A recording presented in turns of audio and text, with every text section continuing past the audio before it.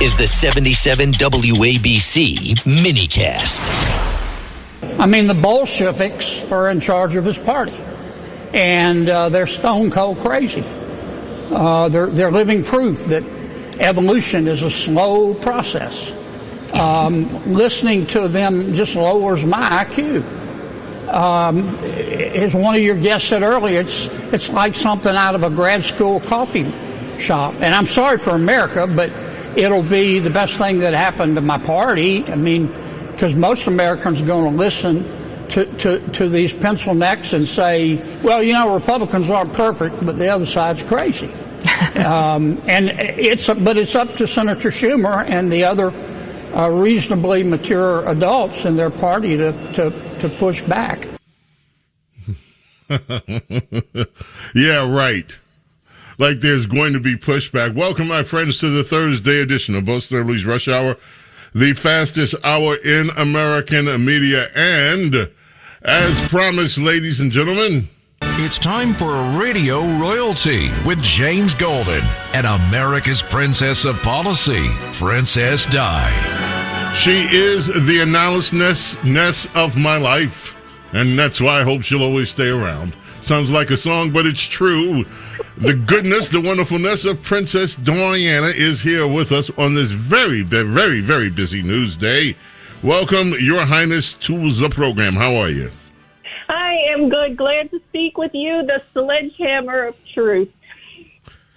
You know, we've had so much stuff. I thought today was going to be New York-centric, given the communist takeover of New York City, as it's not all taken over yet, but a lot of it. And Mondami is certainly trying to make sure that they go in that direction. But the Supreme Court has been busy today.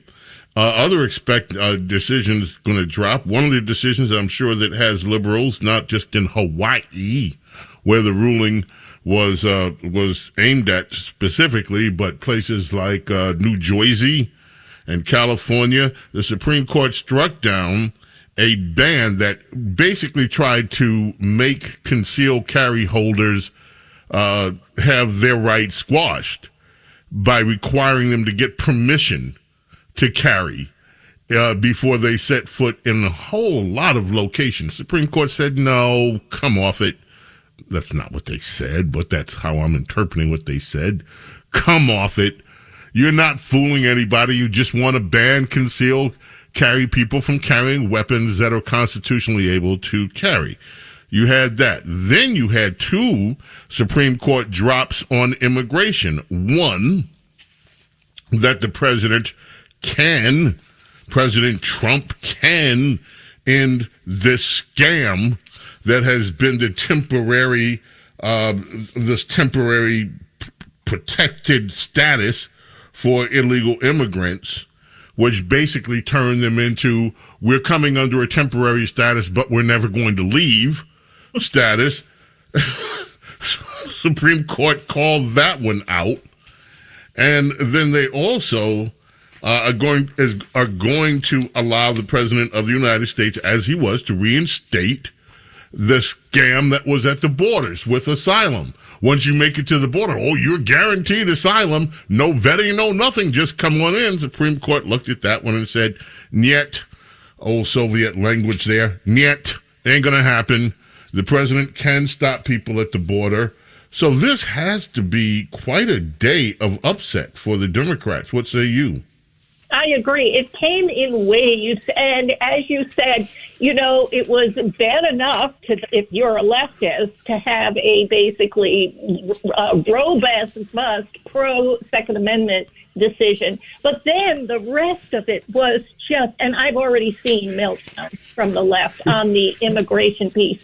And you mentioned the main outlines, but the most annoying thing, if you're a leftist, is the Supreme Court in the TPA decision said that the courts have no right to even weigh in on this.